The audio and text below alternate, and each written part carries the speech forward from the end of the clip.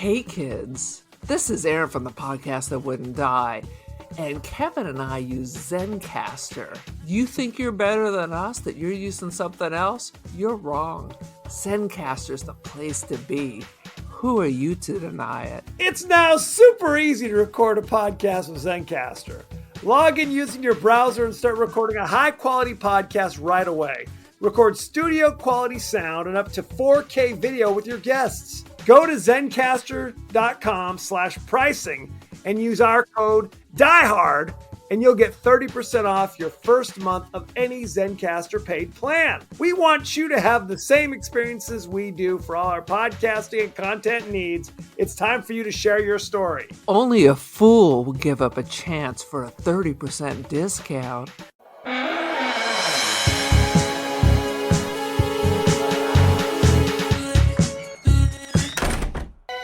Instinctively, man has always been drawn to the sea. Its beauty, its mystery,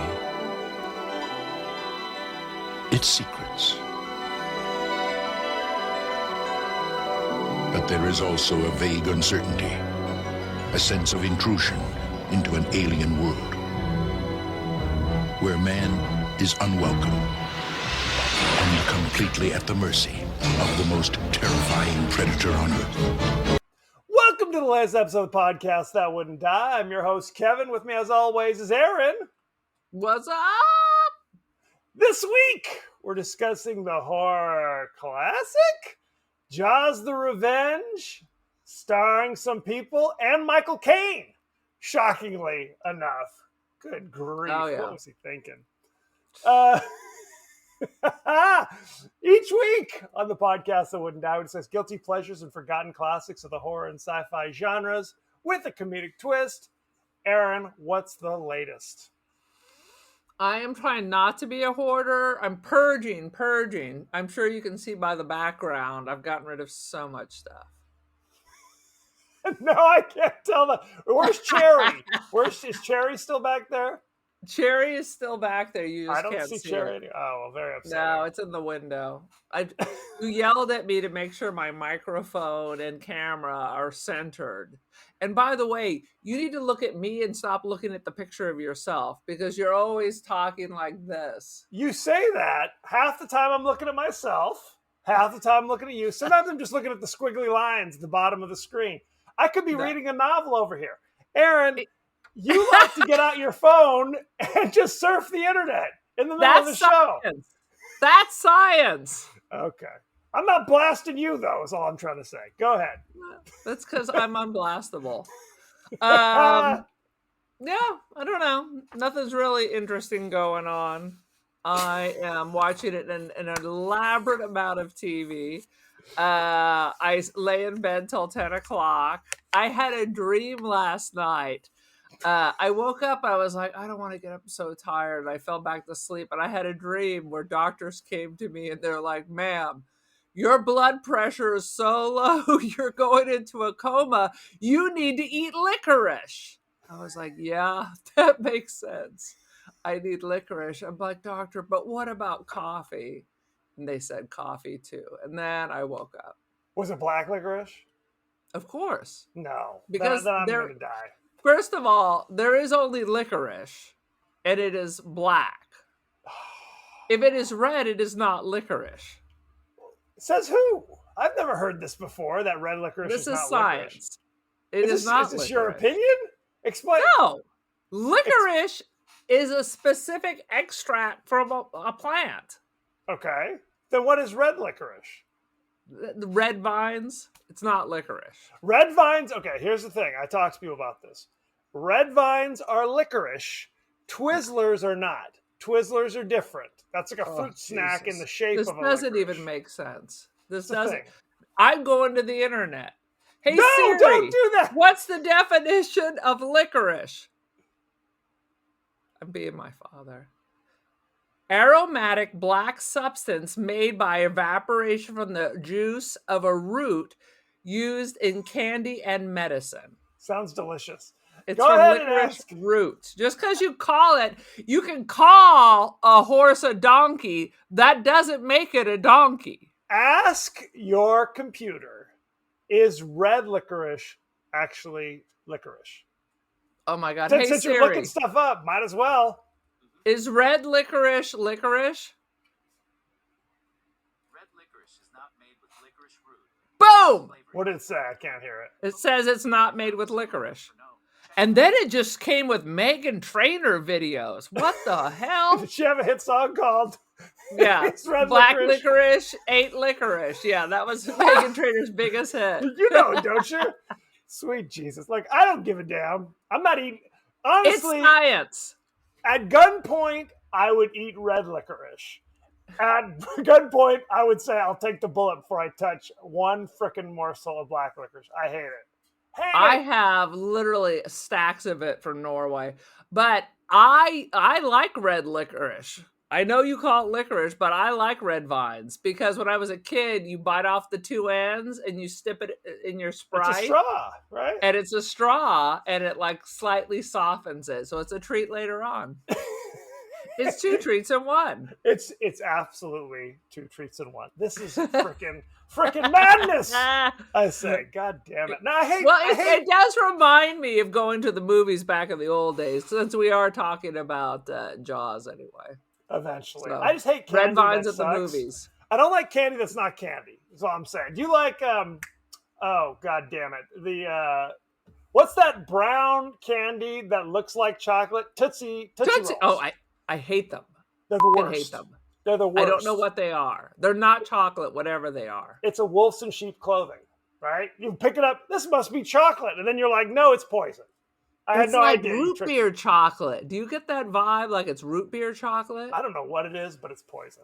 Anyway, Pass. it's not a here nor there. Hard pass. The texture's wrong. The look It is is. wrong. Everything is wrong. Hard pass. I don't Hard care if pass. it's Tootsie Pop, Tootsie Roll.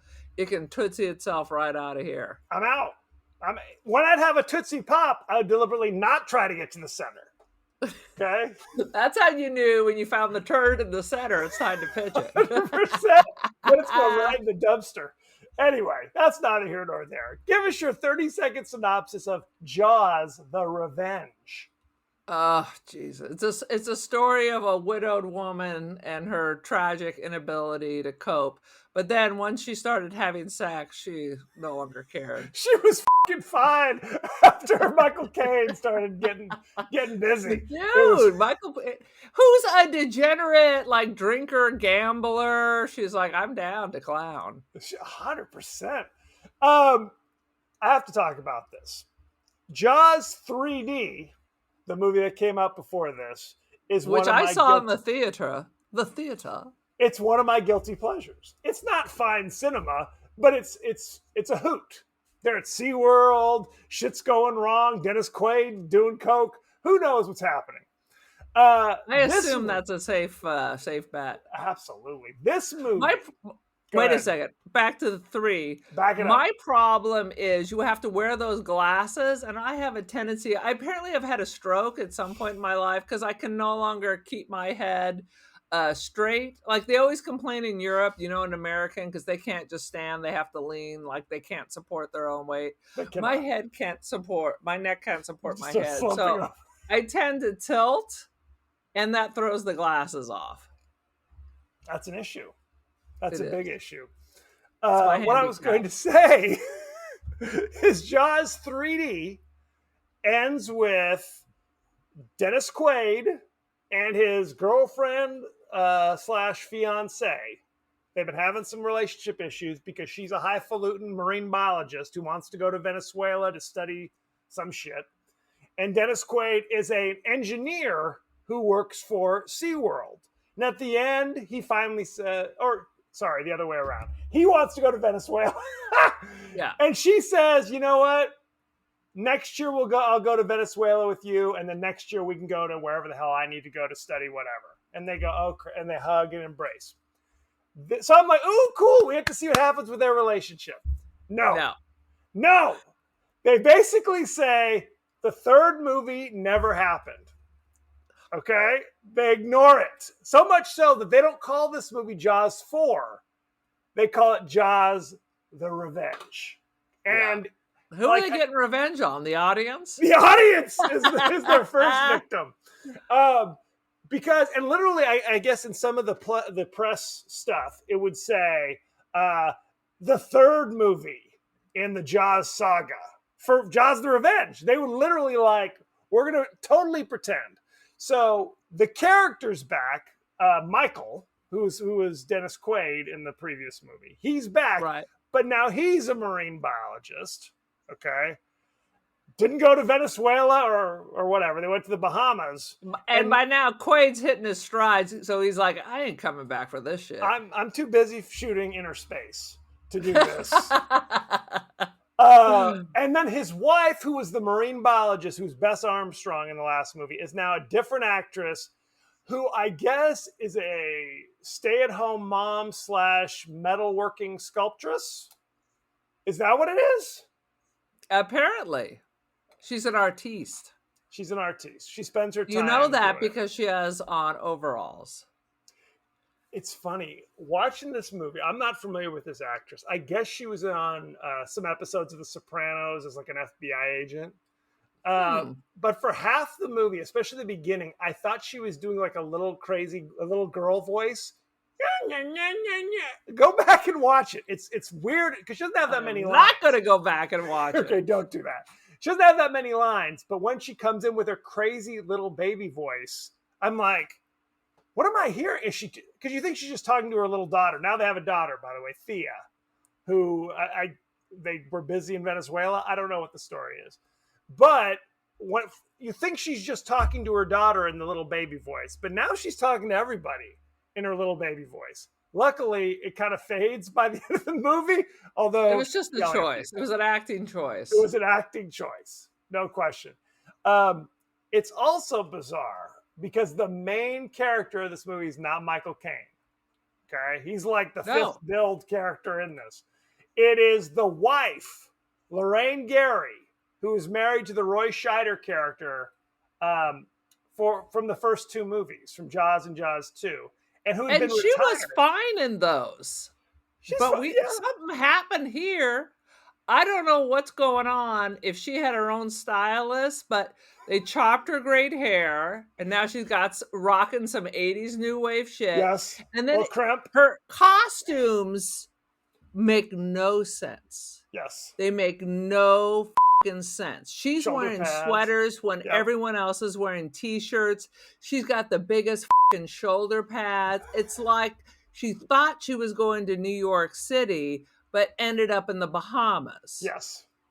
100%. Her outfits, except maybe one, she was wearing some linen pants and a stylish t-shirt with massive shoulder pads. Yes. The rest of the time, it looks like she's should have been in New York City. This shit is crazy. Her story is interesting because she was married and presumably to the director, right? No, to the head of the studio, Sid Sheinberg. Yeah, was her husband, which is why. And Sid was kind of a mentor type to young Steven Spielberg back in the day. So he cast his wife, who was an actress. It wasn't like she was just like this, just his wife. And it wasn't like she wasn't good. No, she was fine. She fit the role. She fit the role. She was fine. And she was, like I said, she was in Jaws. She was in Jaws 2. Her last role prior to this was in 1941, another Spielberg movie. And she had effectively retired since then. And called back. 1941 was one of my guilty pleasures, although I haven't seen it in years. I'm sure it doesn't stand up anymore. It's pretty guilty. It's a guilty because it's weird. Thing about 1941 is it's kind of a madcap, wacky thing in a way that's not really Spielberg-y. You know what I mean? It's like it's a weird departure for what he was going for. What he usually goes for. It's still World War II, so it's not that much of a departure. True, but the tone, it was kind of more like a John Landis movie, is what it kind of seemed to me. I can see it. But not as funny. Even though it had like a crazy, like John Belushi, Dan Aykroyd, John Candy, Tim Matheson, Treat Williams. I love Treat Williams. That's where I was like, he's a treat. Fella? He's a treat, is right. Okay, why don't we jump right? Oh, let me go back. I almost skipped a thing. Aaron, do you remember when Hmm. the first time you saw Jaws: The Revenge? Yeah, it was about 2 days ago. Oh, for reals? This is the first time? Yes. Oh, sweet Jesus. After Jaws 3D, that was kind of it for me. I remember seeing it, again, typical fashion, at a friend's house. Friend has HBO. So I didn't see it all the way through, right? It's like you kind of walk in the middle of it. So Yeah. there's certain scenes I remember. I remember the brother getting eaten in a ridiculous fashion. Because you got to remember, only 2 people die in this movie. That's why it's so boring. It's goddamn boring. 2 people die. I remember that scene. And I remember Michael Caine almost getting eaten when he crashes his plane in the ocean, right? There's all these people who should have died. Yes. Van Peebles was carried off with blood pouring out, and he pops up. I'm good. We're going to talk And about let's that. talk about that racist Jamaican accent. That just, I'm Horrible. like, black people can't be working in the Bahamas unless they put on this crazy fucking accent. I mean, he's not from there. No. Can't they be scientists too? No. If you're going to be, they had to do a crazy Bahamian. Yes, it's a whole thing. It's a whole thing. We're going to talk about that as well. But I remember Michael Caine crashing the plane, and everybody's like swimming onto the boat, and the shark comes up, and the shark looks like goddamn shit. It looks like hell in this movie. Thankfully, they don't show it that often. And his response is, "Oh shit," and jumps back in the plane. When I was a kid, I found that hilarious. Oh shit, in his accent. Anyway. Michael That's Caine's good. character has not 2 coins to rub together, so he ditches his plane in the water to save his side piece with no plan of how they're gonna do this. Right. How about calling the Coast Guard? Nobody calls anybody. We'll just figure this out. He doesn't have, I mean, it's not like we're going down. Oh my God, the engine's out. He chooses to crash the plane into the ocean. Purposely, crashes the plane, and yet has a plane at the end. Yes. Well, and this is, I mean, we can Magic go on and on plane. about this. All right, continue. Oh, for sake. So, we all know that in every one of these movies, Roy Scheider and his progeny are having issues with great white sharks, okay? In more ridiculous ways. Now, in this story, Roy Scheider just died of a heart attack, or basically he just didn't want to come back. He was done. Roy Scheider. He was moving on. He was doing all that jazz. He was another person moving on. He was happy to be in the first one. The studio forced him to be in the second one contractually. Yeah. And what's funny is by 87, Roy's star had fallen quite a bit. Yeah. And he still was like hard pass. No. They tried to get Richard Dreyfuss to come back for this one. And he didn't even come back for 2. He was like, hell no. He's like, I'm goodbye girling my way across America. I'm out of here. I'm Close Encounters of the Third Kind. I am the world's shortest, fuzziest sex symbol. Yes. I'm out of here. No more sharks. He's funny because literally, and this was not unique to him, he had about 5 years where he was in a coke haze. So it was basically late 70s. This is true. Late 70s, he was in Goodbye Girl and doing all this stuff. Yeah. Then 5 years of basically not acting, essentially. And then he kind of had to come back with like Down and Out in Beverly Hills. And people were kind of like, oh yeah, we kind of like him. I remember that guy. Yeah. And I always tell people, the shortest man, this is not a lie, the shortest man to ever win an Oscar, including children. including he was shorter than Al Pacino, shorter than Dustin Hoffman, shorter than all those dudes. Richard Dreyfuss. What about the short guy who shorter than Mickey Rooney? Mickey Rooney, shorter than Mickey Rooney, huh? Did Mickey Rooney win an Academy Award? Let's go back. I feel like he won at least a juvenile one back in the old days. What's the juvenile Academy Award? No, they used to have like for kids and stuff back in the old days. I know what juvenile means. But I would hope so. You're like, for I wasn't kids. sure. But they had shit like that. So, Oh my Roy fucking Scheider's dead. He died of a heart attack. Michael, the older son, is in the Bahamas studying Do you like conches that they have a picture the size of a movie poster of him? Like of bigger Roy than Scheider. in government offices, they'll have like a picture of the president. This would have been 3 times the size of that. Well, and what? You had no other sheriffs before him? No. It was a lawless place where anything Yeah. went until he came to town with his 6 guns. Sweet And I Jesus. like that Amityville is the same as, or Amity is the same as Amityville. Correct. Since they're both like Long Island. So you got that house problem going on too. They're not both in. Amity Island is like in New England. It's kind of a. So is Amityville horror. No, that's in Long Island, which is in New Yes, York. but that's New England. New York New is not New England. Yes, it is. No, oh, It's God, part we of the have to Google original this? colonies. What the are you talking about? Virginia is one of the original colonies. Is that part of New England? I think we need to go. Oh my God, we need to go and do research. Oh, sweet Jesus. This is the part that people love about our show, where we're derailed and then we spend 10, 20 minutes Googling something.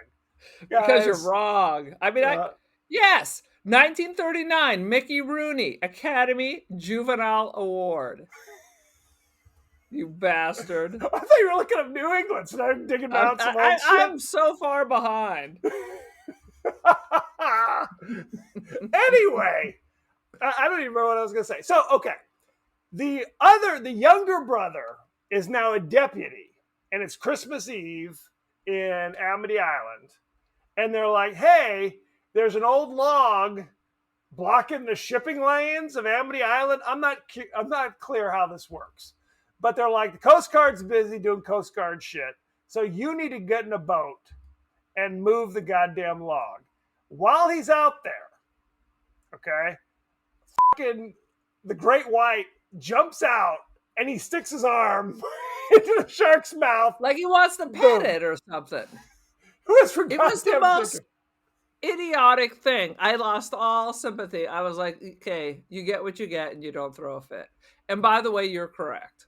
It is not part of the movie. I think that's a 1 and a 1. Pains me. We each take It pains me. We each take an award from that one. You get the Mickey Rooney. I get New York is not part of New England. And having his arm ripped off doesn't send him in enough shock because he's still up effing around. And then what? He like sticks his head in the lion's mouth 2 minutes later. He is in the boat. Stupid. Calling to the carolers on the shore, help me, help me. You are still in a boat. You can drive the boat back to the dock, you jackass. That's how I knew. I knew this whole thing was going to be shit. Right after this, I was like, this is it. This movie is going to be pure craposaurus.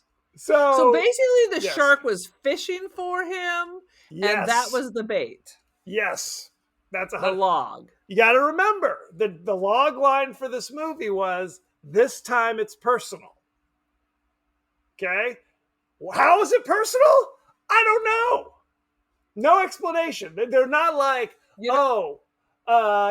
was the long lost bastard son of one of the other great whites you blew up in the other movies. Right? Are all great whites on the rampage? Go ahead. It's not like Orca, where they captured it and it miscarried disgustingly on the deck, so now it wants revenge. This is just a random killer whale, because the other ones have all been blown up. Right. There's no... One did not Is this escape. the uncle? Did they communicate? Was this at the will? It was like vendetta, my son. It was vendetta. Why you do this, Demi? To me, Demi. So that's what it is. And somewhere along the lines, Lorraine Gary, the wife of Roy Scheider, is now like kind of psychic, where she just senses. Oh, Jesus! There's danger. I love that. It takes four episodes, and now she's psychic because she can hear the music, dun dun dun dun dun dun dun dun dun dun dun dun. And now they've discovered that that's the shark's heartbeat. Well, that's later. that's later. But yes, to answer your question, she's developed psychic abilities. There is an amazing scene It's a blink if you'll miss it kind of moment. When the younger son has been eaten by the shark, so there's the big funeral, and Michael with his beard and his wife and their crazy child flying. How'd they identify him? Isn't there just like a foot? What's left? That's a question. I don't know the answer to that. They identified him. They found some shark feces and said, oops, I guess that must be Sean or whatever his name was. When Michael arrives with his kids, he walks into the house, and there are actors from the first two movies, right? It's like one of the council lady. And if you're looking, one of the women is Alex Kittner's mom, the woman who smacked Roy Scheider. Yes! Oh my God. Every summer there's only 1,000 memes with her. In the first movie, her son was eaten by a shark because Roy Scheider didn't close the beach. So she's there to comfort the family. She should have been there being like, serves you right. Right? Serves you right. You get what you get. Evidently she's a family friend now. She's hanging out. She picks up the little granddaughter. It was like, why is she here? Anywho. Maybe she's psychic and summoned the shark. This is her like slow, 100%. cold revenge. That would have been amazing. She's a witch now. She's learned some voodoo shit. She sacrificed some shit, and now the shark follows her commands. It writes itself. Alas, no. That's not what's happening in this movie. So they convince the mom to fly to the Bahamas because that's where they're going to be. But it's that same kind of thing where it's like she's screaming at him, you need to quit your job as a marine biologist. You can't do it. It's great because he's like, Mom, you don't need to worry. Here are 10 reasons why great whites can't come to the Bahamas. Which is a lie because I Googled it. Is it true? Lay it on me. No, there are sightings of great whites in the Bahamas. Oh, shit. Okay. Fair enough. It's not that crazy. We have them on the coast here. We do have the coast of Bakersfield? Yeah, the coast of Bakersfield. In the Salton Sea. There's a mass of them. It's climate change. Is that possible? They're going where they're going. So they fly to the Bahamas, and wouldn't you know it, somebody dropped a dime and called the shark and said, hey, they're flying to the Bahamas. Because how else would the shark know that they flew to the Bahamas? Because they have the link, all sharks have the link with Mom since she's got that crazy hairdo. It's kind of like Catherine O'Hara and Beetlejuice hair. Something through the waves. So she's the thing they're targeting after. So now they know, let's go. Gotta go. This is important because for some reason, the entire Brody family flew to the Bahamas on Michael Caine's private jet.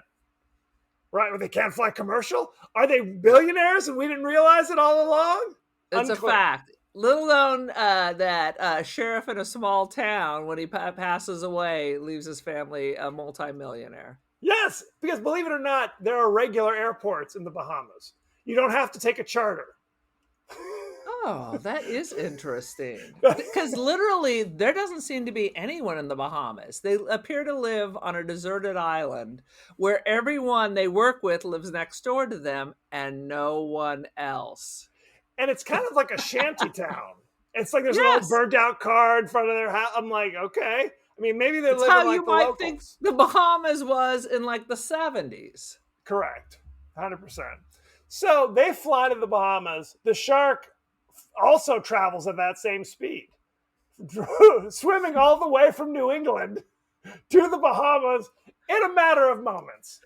I have this vision that if we looked under the plane where the tires were, there's like a shark has strapped himself underneath and he like winks at the camera. That's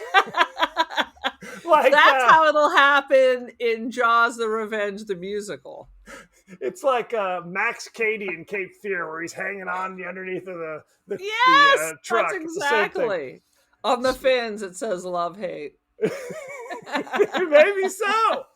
Sweet Jesus. So what else is happening in this goddamn story? So you're right. Half the time, the mom is terrified anytime anybody goes near the water. The other time, she's building sandcastles and doesn't give a damn. So unclear what her motivations are. Did you think it was weird that when they were flying down that Michael Caine just grabs their tiny daughter and makes him sit on her lap? Or is that just now? Was that just cool back in the day and now it just seems weird? Anything goes. Anything goes. I'll tell you what, the most harrowing parts of the movie is when Michael Caine was flying that plane. Because there was a lot of like dive bombing and strafing. Like, you're getting a little close to the water there, Michael. At one point, I literally went, oh shit. Because he dove down like he's like, wee! He's probably just a little bit drunk anyway. He seems to drink glassfuls of whiskey, so he's like, wee! It's like a roller coaster, but attached to nothing. Yay! He literally loses thousands of dollars at the craps table. Just like, I'm going all in. Oh shit! I guess I lost everything. Womp womp womp. It's a sad be my situation. girlfriend. I'd be like, And, no, get away from me. well, and there's a long kind of drawn out scene where he's like romancing her. They go to the Junkanoo festival and they're dancing around, and he's like, "You okay?" This is Michael Caine still looking good. So, This is good, Michael I Caine. mean, you can't deny that. He is literally one of the least irritating people in this movie. Oh, I agree. I love Michael Caine. You can't go wrong with Michael Caine. I'll watch him in And The Swarm. he's young, fresh Michael Caine. He's charming Michael Caine. Everybody else, not charming, not interesting, irritating. He talked about that this was the first woman he kissed in a movie that was of appropriate age. Because most of the time it's a blame it on Rio situation where the girl's 23 and he's 60. God. whole I thing. saw that like flying somewhere 100 years ago. Blame it So on was Rio? it repulsed by it? Was it interesting? How could you watch Blame It on Rio on a plane? It's all boobs. Anything goes? It was the old days. Now I forgot what I was flying. I was watching Babylon, where half the beginning was just phased out, just whole sections are just blurred out. I was like, oh, right, this makes right. this even worse. It's funny because nowadays, as you know, it's like people can just tap into their internet, get their laptop out. People are watching porn right next to you. Yeah, Like, whoa! not people. Who's watching porn on the airlines? Who? Men are watching. I didn't know. I thought you were going to name Not some people. names. Uncle Joe, remember? Uncle Joe the from last family Idaho. cookout. No, I mean, absolutely don't think that's appropriate. I mean, Oh, you don't think that's appropriate? Let me write this down. Man. You really need to start watching each other and give helpful advice to each I'll other. watch Can their you mentor screens. each other? I literally read this thing that in Asia, you can't turn off the sound of the camera clicking because so many men do the upskirt shots that they have instituted. Really? You can't turn the sound off. People of are your gross, camera. is what you're saying. That's Dudes right. are gross. Interesting. Dudes are gross and they need to police each other. So later in the movie, there's a big presentation because, which is a horrible thing. They import a white lady from the mainland to do some art about what the Bahamas are like. There are no local artists who could do this. Anyway, no can do. She's doing her presentation, and her husband is out in the ocean because they've discovered, believe it or not, there is a great white shark swimming around. So in the middle of the presentation, the daughter, who's like 4 or something, she's like, "Oh, I want to go on the banana boat." And she's like, "Okay, just go do the banana boat shit." And Dude, you never see those anymore. That was a thing back in the day. those are cool. I mean, that would be a fun thing to do. You sit on this banana. Do you and ever the boat see those tows you. anymore? Not where I go. I mean, I live in Irvine. There's not a lot of banana boats over here, but is it possible You that there's ever go to the water? Never mind. Wrong brother. off the to coast of ask. Next. Bakersfield? So they're doing that shit, and of course that triggers the great white attack. Because I guess we're supposed to think that it is actively targeting the family, right? It's like Yes. Michael. At one point, they're like Michael almost like it goes by one of the dudes, goes by Melvin Van Peebles or Mario, and attacks Who's Melvin? his father, who's actually in this Oh. movie, Oh. and tries to attack Michael. So they're like, why did it go out? Why? I'm trying to do a horrible Jamaican accent. I'm going to bail on that. Why did it not attack Mario? Why is it only going after Michael? No, because it's personal. This time it's personal. Because this time it's personal. That's right. So the shark is after the banana boat, which goes right up behind it. And it's that same thing. We see this multiple times in this movie where somebody literally just jumps into the shark's mouth. Ah, in I go. Goodbye. Such is life. So, and it was a nameless face. It was like somebody just who happened to be on the banana boat. Nobody we know, nobody we care about. That was death number 2. But it was still personal. It was. I was trying to eat the little girl, but this woman jumped in my mouth. So I gotta eat it at that stage of the game. Good Lord. Womp. Let's talk about the thrilling conclusion, Aaron. Where Oh, what happened? Jesus Christ. Once Crazy Mom realizes that there's a shark, she just jumps on a boat and drives off in the middle of the ocean. Where is she going? No, I don't know. For what purpose? No one told her where the shark was. In the ocean. She just leaves. It's in the ocean somewhere. Somewhere in the And ocean. takes off without telling anybody. So Michael Keaton has to crash his plane so they can Michael all Keaton. climb aboard. Michael Keaton. If only it was Michael Keaton. Well, there's Michael Anyway, Caine. There's the character Michael, who's her son. Thank you. So, One of the Michaels in Hollywood and Michael Keaton helps when he basically can. crashed the plane and then swim where the shark is to the boat. Nice. Correct. Now, Mario Van Peebles, the Bahamian friend, comes up with a plan where it's like there's something like if you take a big flashlight and throw it in the shark's mouth, then you can hit a remote control button and it shocks the shark or does some shit. They to the find shark. it irritating when there's a big metal ball. Correct. But in the end, that's not what kills it. She No. stabs it with the stick in front of the boat, Okay, causing the fucking flashlight to blow up. we got to spend some time on this because this is the most ridiculous shit. Mario Van Peebles jumps in the shark's mouth after throwing the fucking flashlight in there. And it does not kill him, even though he's bitten, blood is pouring out, and he's driven down to the center of the earth with the shark. Correct. With blood flowing out. And To later, no the ill shark, effect. the shark comes out of the water multiple times, and you don't see Mario peeking out of his mouth or anything, assuming, right? Presumably, He's hanging on to his tongue, and he's just going to pop out in his the end. uvula, right? His 100%. uvula. He's just hanging on. like a punching bag out there. So when the older brother, Michael, hits the button, there's like a zzz sound, and the shark comes out of the water and literally roars like a Tyrannosaurus or some shit. Like Godzilla. Multiple times.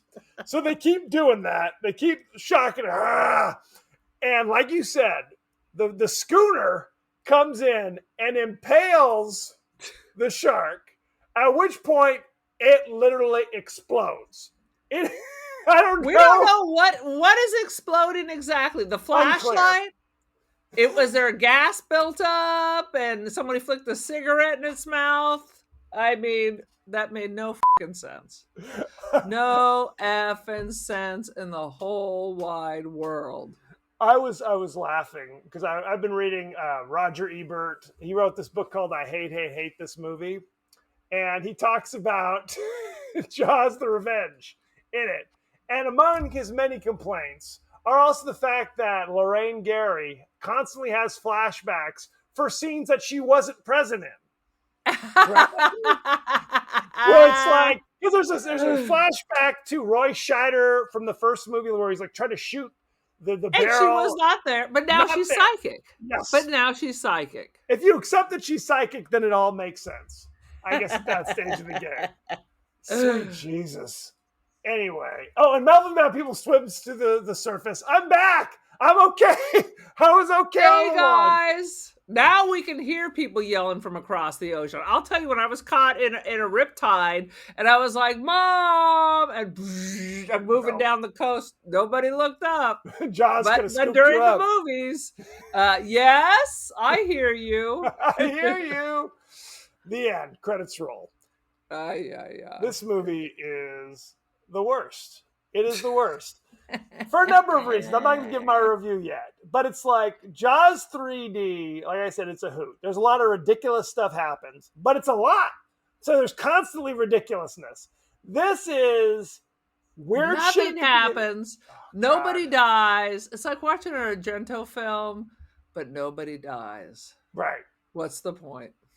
Let me show you the romance between Lorraine Gary and Michael Caine for 45 That's really minutes what the of movie is about. Yes. Her revenge.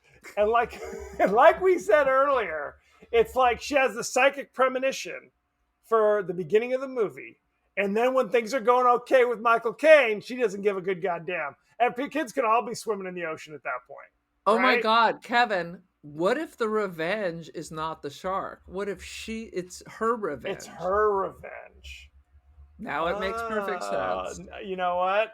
Perhaps I need to give this movie a second look. That's What do you right. Go think? watch it again. Now keep that in mind. Well, She's able to get her revenge Correct. and get her ass tapped. So there you go. right. By Michael Caine. And by Michael Caine, 100%. Who, this is behind the scenes. He missed his Oscar for Hannah and Her Sisters because they were filming this movie. He could not accept his Oscar for his one and only Oscar, I might add. Oh. Or did he get no? He got one for Cider House Rules, but that was much later. Never saw it. But Remember, yeah, because he's a professional. He couldn't have flown out to the coast for like a couple of hours. They said they didn't have time. They were behind because basically they were on a whirlwind to get this stuff done by July, so they did Poor not have Michael time. Caine. And as Bless you him. know, he doesn't. He has some thoughts about it, and we're going to talk about it. Any All other right. thoughts about this before we go behind the scenes? Nothing that needs to be shared. Well, let's check this out. Behind the scenes. Michael Caine said, won an Oscar, built a house, and had a great holiday. Not bad for a flop movie. There you go. He also said something along the lines of, I never saw it, but I do enjoy the house that it bought for me. Good for you, stuff. bro. Some of these are kind of sad. The young actress who played Thea. Oh, I was going to share that. Did you hear about this? Go for it. I'll let you do it. At 10, she was murdered by her father, who also killed her mother. There had been social workers. There have been multiple attempts to people complaining that this dad was unstable, and over. Mom said she was going to leave because he's so awful. unstable. It was awful. It's the curse of the Hollywood child. Because I looked her up. I'm like, she looks so familiar. And then all of a sudden it was like horror. Right. It's awful. There was a crucial subplot involving, I forgot, Michael Caine's character's name was Hoagie. So there was a subplot that involved Hoagie smuggling drugs onto the island. And then they just deleted it. They said, we don't need that shit. Yeah, Forget it. I mean, it makes sense. His character is like some derelict old dude who is short on cash and is running drugs or running guns. Makes sense. Michael Caine accepted this role after seeing only the first line of the script, which was Fade in Hawaii. He was like, I can get behind that. Dennis Quaid was asked to reprise the character of Mike Brody, but declined. So very. What sad. year was Big Easy? I think he rolled right on over into that. That was maybe Right. that was the 90s. Well, you got to remember, Jaws 3D. He was still kind of an unknown when he did like Right. Dreamscape. He was still not an unknown, but he wasn't like a star. By the late 80s, he was kind of a star now. So he didn't have Yeah. to do Jaws. Well, except frickin' bare his 4. ass. That was always in the script. 100%. That's very important. Let's see. The film, compared to its predecessors, which were box office successes, underperformed and only made $51.9 million off its $23 million budget. Because they didn't have direct-to-video at this time, I don't think. They did not. If otherwise, they would have been soaking it up. The much ridiculed plot was so poorly received that stand-up comedians dedicated their entire acts to spoofing this movie after it came out. Sounds So that- good. That basically led Universal to abandon any future plans for these movies. I love how they just abandoned it. We can make a good. Nah, let's just give up. Bruce the Rubber Shark Doesn't was affect Marvel in any way whatsoever. I say It's starting to. If you watch these movies, it's a sad situation. Bruce the Rubber Shark was nominated for a Golden Raspberry Award for Worst Actor in this movie. Thus, I mean, it was better than most of the time. I have to say, it seemed to be working more. He was the first animal nominated for one since Jaws 3D's Shrieking Dolphin, Cindy and Sandy. Do you remember Cindy and Sandy? Oh, sweet. Allegedly cost between 23 and 30 million. One of the most expensive movies of 1987.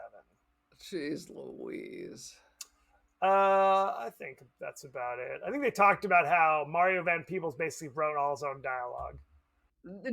Did he request the accent? Is that how that works? Let's talk about the cast and crew, shall we? Yes. Jaws the Revenge was directed by Joseph Sargent. This was actually his last movie directed, as you might imagine. Known for Jaws the Revenge, The Taking of Pelham 1, 2, 3, which is an excellent movie if you haven't seen it. I was like, that's a real movie. Colossus, The Forbin Project, I'm unfamiliar, from 1970. Unfamiliar. And something called Nightmares in 1983, also unfamiliar. That's an interesting collection of work. Tis. Let's see. Lorraine Gary played Ellen Brody. You know her from Jaws the Revenge, Jaws, Jaws 2, 1941, and 1979. So all Spielberg things. Remember. Yeah. So basically, she didn't really give a. She worked if she thought it'd be fun. She's like, Michael Caine, sign me up. We get to make out, sign me up. Do you know what? Do you know what Jaws is called in France? I'm trying to think of what the word jaw means in French. Jumbo or something? What? Yes, it's Jumbo. No, I'm going to butcher the French, but it is Les Dents de la Mer. Oh. What do you think that means? The dance of water? The teeth of the sea. Oh, okay. Anyway, Lance Guest. I thought you said dance. No, I'm speaking French. D-A-N-S-E. Yeah. D-E-N-T-S. Oh, yeah, the teeth of the sea. Lance Guest played Michael Brody, and we've actually done 2, or at least one movie that has Lance Guest in it. Is he related to Christopher Guest? Not, shockingly enough, unrelated. Boo. He was in The Last Starfighter in 1984 as the Last Starfighter. He was in Jaws the Revenge. He was in Halloween 2, which we have not reviewed. Shocking. He hilariously knocks himself unconscious, slipping in a pool of blood. So you have to check that out. And there was a TV miniseries called Favorite Son, which I'm unfamiliar with, from 1988. Unfamiliar. Mario I Van had Peebles. TV in 1988. That's impossible. Mario Van Peebles played Jake, the Bahamian scientist.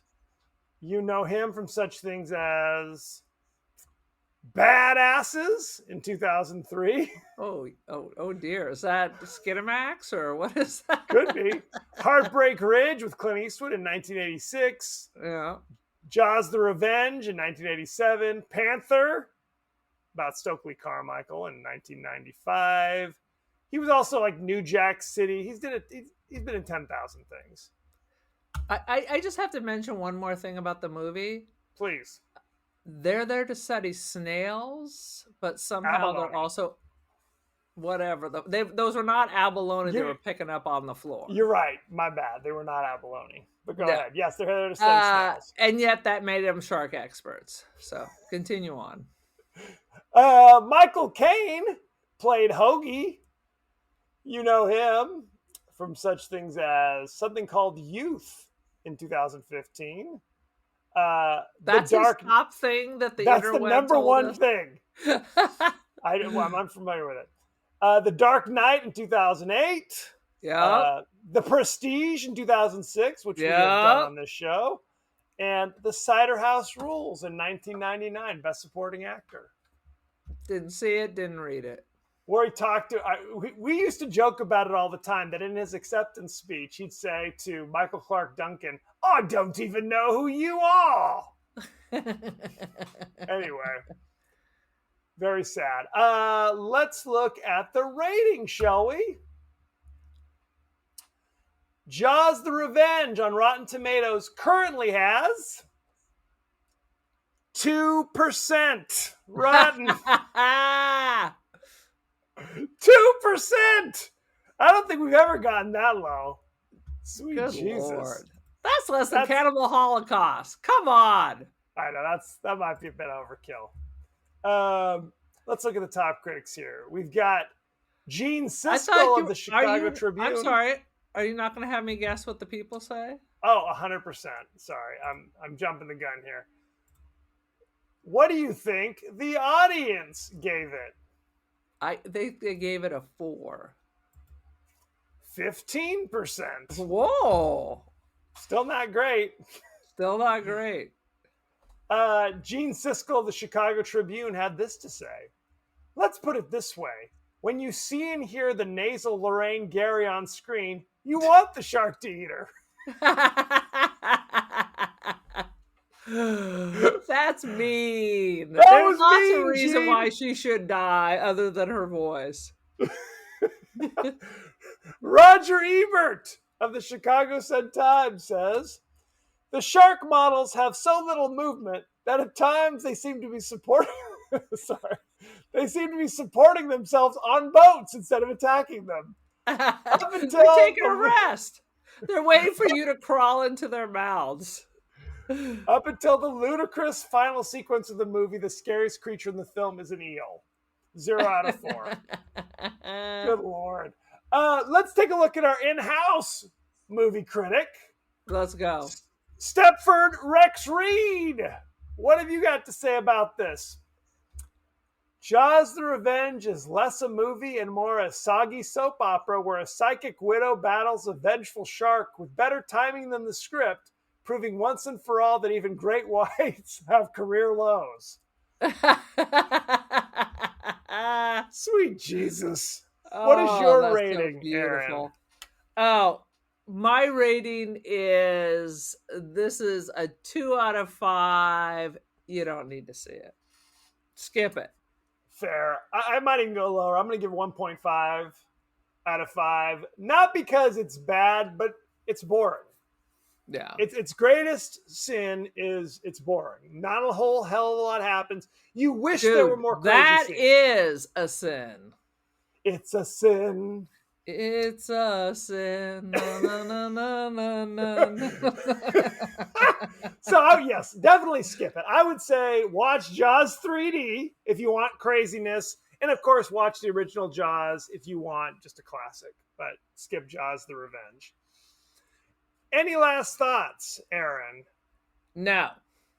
Okay. I'm Well, already erasing it from my freaking memory. Scrubbing please it. do. Scrubbing it. So, thank you very much. You can go see us all across social media. We're on TikTok, we're on Instagram, we're on Threads, we're on Blue Sky. You might be watching us on YouTube from time to time, for goodness sake. Maybe. Unclear. Maybe. That is unclear. You can email us, the podcast that wouldn't die at Gmail. Gmail. We are on Apple Podcasts, Spotify, anywhere the finer podcasts are available.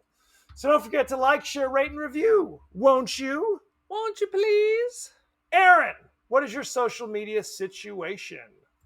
Oh, I'm waiting for them to get rid of TikTok because I have no self-control. Donald Trump, come on, let's go. Do one thing. Do one thing right. Get We rid did of not say his TikTok. name. It's a crackhead. The one whose name cannot be mentioned. I control the TikTok for the podcast. I am on the Instagram. I am the cult of Aaron. Join the cult. And I have art on, you see my art there, and you can see my art on First Dibs and Artsy Aaron Doherty. Instant Dreams Gallery. Beautiful.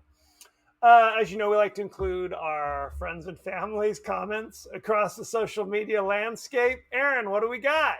We got a lot of shit about Airplane 1975. Nice. People are in their feels about it. Let's see. How do I start here? I think the comment was this invented the parody, and someone, Noel, says, well, actually, there would be. The primary influence on Airplane 1980 with Arthur Haley's 1956 Flight into Danger, which by 1971 had been adapted into 4 different television plays, 2 feature films, 1 TV movie, and 1 radio drama. That's a lot. It's also 0 Footman 197311. Damn great movie. Because I still have the original Airport Terminal pack on DVD with all 4 airport movies. Oh no. Tello CVOVIM. Oh my God, no wonder they wanted to do a parody. I mean, it is a parody.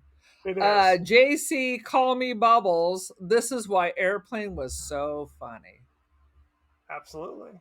People in their feels. I can't say as I blame them. Yeah. Next week, we're discussing the horror classic, The Stepfather from 1987, starring Terry O'Quinn, who you might remember if you ever watched Lost. I did not. But I have seen him in some other shit. And I had never seen this movie before. I had seen it once before. I think it was on Joe Bob not long ago. But I actually saw, not the whole thing, but I remember seeing Stepfather 2 before I ever saw the original Stepfather. Is it the same dude? Terry O'Quinn's in both of them. He didn't come back for Stepfather 3, though. I'm sad to say. How did he come back for Stepfather 2 when he'd been shot? He had a knife in his heart and was shot 5 times. Unclear. So, spoiler alert, by the way. How do you watch The Stepfather? These are important questions. You can watch it for free on Amazon Prime Video. You can watch it on Fubo, Roku, Hoopla, Fandango, Canopy, Fandor, Pluto. The list goes basically anywhere you want to see it. You can. Do you know Pluto now? It has a paid service. It used to be free, but now Pluto is trying to squeeze some money out of you. I always say I never use Pluto because the interface is impossible. If I'm trying to search for something, it's constantly clicking on whatever random show they're showing, and it pisses me off. Agreed. So why would you want to pay for that level of nonsense? So check that out. Send in any favorite scenes, favorite quotes, comments, and questions, and we may talk about it on the show. So thank you. We will. If you send it, we will. We will. So thank you very much, and be well.